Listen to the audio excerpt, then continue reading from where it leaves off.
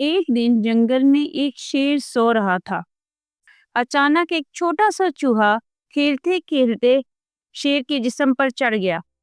शेर की आंख खुल गई और वो जोर से गरजा, कौन है जो मेरी नींद खराब कर रहा है?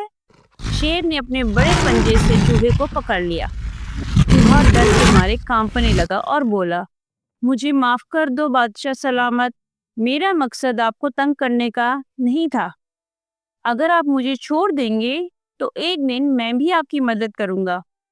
शेर ने हंसकर कहा, छोटा सा चूहा मेरी मदद करेगा, ये कैसे मुमकिन है? लेकिन फिर शेर का दिल नरम हो गया और उसने चूहे को छोड़ दिया।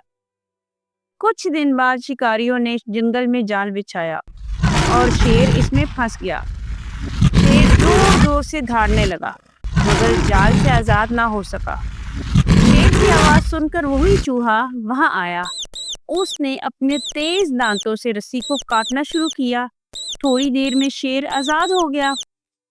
शेर ने हैरान होकर कहा, वाकई छोटा सा दोस्त भी बड़े काम आ सकता है।